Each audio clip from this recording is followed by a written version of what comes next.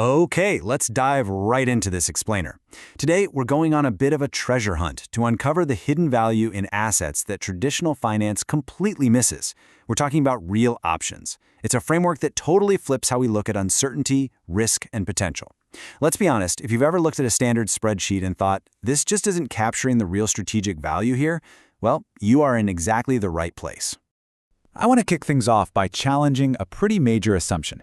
What if an investment with negative expected cash flows is actually worth millions? Standard valuation models might scream at you to throw away an absolute goldmine.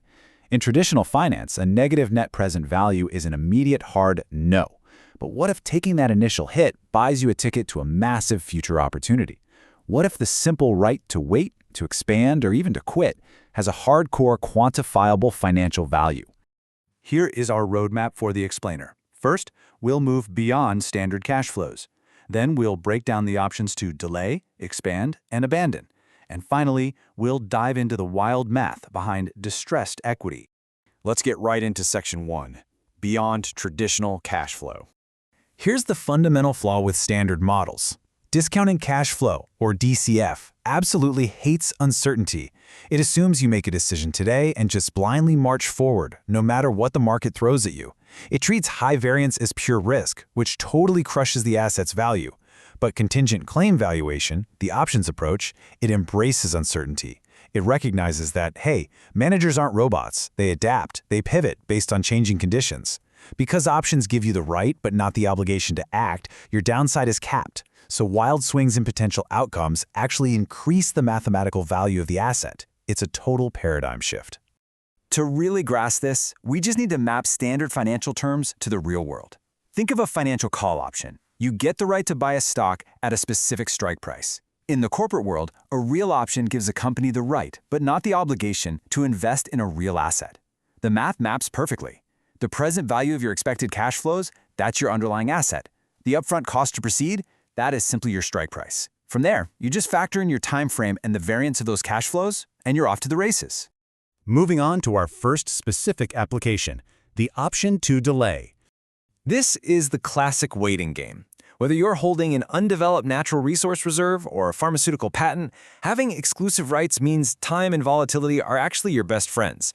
Traditionally, if you look at an undeveloped oil field when prices are rock bottom, the NPV is negative, it looks worthless. But wait, if you have exclusive rights to that field, you have an option. You can just wait. If prices crash further, you don't drill, so you lose nothing. But if oil spikes to $100 a barrel, your upside is massive. The cost of drilling is your strike price, and high variance in oil prices is literally what drives this option's value straight up. Notice how the value of the patent as an option stays consistently higher than its static net present value, especially in those early years. Think of a pharma company with a patent on a drug that's currently way too expensive to manufacture. Traditional MPV says it's a complete money loser, but as an option, the time left on that patent provides a huge premium. Sure, as the clock ticks down to expiration, the option value and the NPV eventually converge, but for years, the true value is hiding right there in the time premium. That is the power of the option to delay. Next up, let's talk about strategic investments with the option to expand. Sometimes you literally have to take a hit today to unlock a massive payoff tomorrow. It's a stepping stone. Say you enter a brand new geographic market, or you dump a ton of money into R&D. The initial investment might look terrible on paper, negative NPV all the way. But you aren't just buying that initial cash flow. You are buying the exclusive right to scale up later if conditions get hot. The initial loss? That's just the premium you paid for the option. The future expansion is your underlying asset, and the cost to expand is your strike price.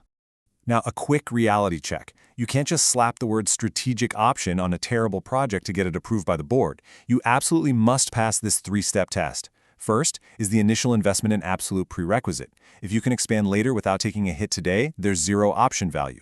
Second, does this first step actually create excess returns? And third, is your competitive advantage sustainable? Because if aggressive competitors can just instantly copy you, you don't really have exclusivity, and your option to expand is essentially worthless. All right, let's move to our third hidden value location, the option to abandon. This is your ultimate safety net, and mathematically, it acts exactly like a put option. The present value of continuing your project is your underlying asset, and your liquidation or salvage value is your strike price. Traditional models assume you stubbornly ride a sinking ship all the way to the bottom. But real option pricing recognizes that smart managers will pull the ripcord when the salvage value is higher than the value of continuing. By having the option to quit, you truncate your worst-case scenario. Capping that downside actually increases the overall expected value of your project right from day one. Finally, let's explore the most extreme treasure hunt of them all: valuing distressed firm equity. Standard models look at a heavily levered, dying company with negative earnings and say the equity is completely worthless. But vulture investors know better. To traditional analysts, buying into deeply distressed scenarios looks like absolute madness. The firm owes way more than it's worth and it's bleeding cash. But if we put on our real options glasses, we see something wild. Because of limited liability, corporate equity is actually just one giant call option on the firm's assets. When a firm is teetering on bankruptcy, that massive mountain of debt, that literally becomes your strike price. Think about it. Equity investors only see a dime if the total value of the firm eventually clears what's owed to the bondholders. The debt is just a hurdle you have to jump over. And mechanically, that is exactly how a strike price works. Meanwhile, the total value of the firm's assets serves as your underlying asset. If the asset value miraculously jumps above the debt, the equity holders win big. But what if the asset value crashes even further? Honestly, equity holders don't care. Thanks to limited liability, you can't lose more than what you put in. Your downside is floored at zero, but your upside is theoretically infinite. The wilder the firm's assets swing, and the longer you have until the debt matures, the more time premium gets pumped into this equity call option. Let's look at the actual math. Imagine a deeply troubled firm with $100 million in assets but drowning in future debt. Standard valuation wipes the equity out completely. But if we run this through an option pricing model, using assets as the underlying, debt as the strike price, and factoring in time and volatility, that worthless equity actually retains almost $76 million in value. It's wild. The sheer variance of possible outcomes gives the position massive mathematical value today, despite all that debt. Let's wrap this up.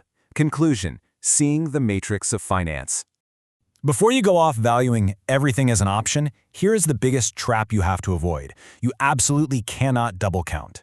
You can't artificially bump up a standard DCF growth rate because you think you have flexibility, and then also bolt an explicit Black-Scholes option premium right on top of it. Pick a lane.